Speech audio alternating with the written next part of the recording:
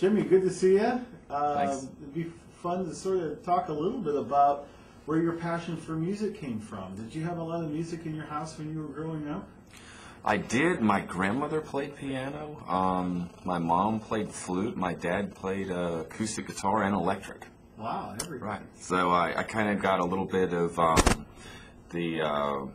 my grandmother's ragtime, I guess, rubbed off on me, and then my mom and dad were flower children. So it's kind of interesting because they saw Hendrix at Monterey Pop Festival and The Doors and Cream and Led Zeppelin and all this. It was kind of hard to rebel against that, as a teen, because what are you going to do, So I didn't try for the most part, and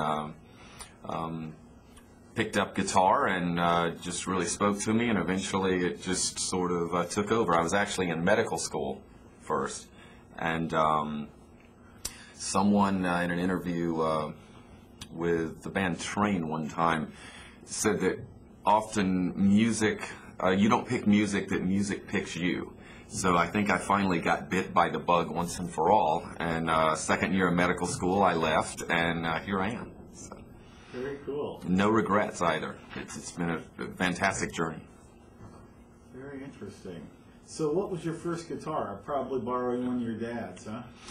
Well, yeah, there was an acoustic. It was an old Martin, and I, played on that for a while. But got, I believe it was a Kramer actually. What was the first one? Really being in, sciences and all of that. It was a serious hobby, but it was kind of just that. So for years, I just had one guitar. I had the Kramer for a while, got rid of it, got an Epiphone Spotlight, and finally, when I got into this for good, I guess you would say, I think I was in it all along, and I just didn't know yet. But finally, when I got in it for good, Strats and Les Pauls and stuff popped up very quickly. So it sort of snowballed from there into my own studio and things. All right. So you're in medical school, and what happens? Well, wow, that's how long do you have?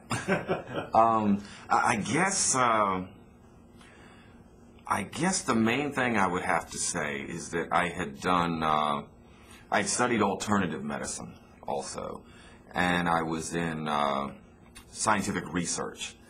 So we were actually, the project I was involved with was NIH and CDC funded, and it was looking for compounds against the AIDS virus before all the cocktails came out. And that was just tremendously rewarding work. Loved it. And when I got into clinical medicine, I just have to say I just really didn't like the business part of it, where it was going.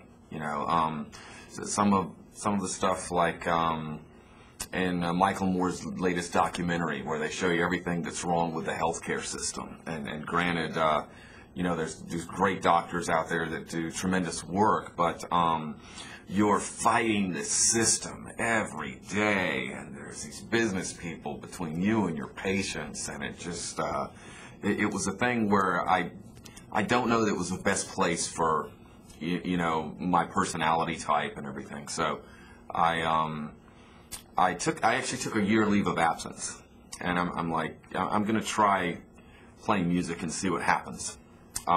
Just restless, And so at the end of it, I had gotten some good feedback. I took a couple of trips out here, played back east too in Atlanta, and I called up the medical director and I said I wasn't coming back, and he said they don't like people to leave because it costs a lot of money to educate med students, and he said, well, why don't you take another year, and don't you want to be sure?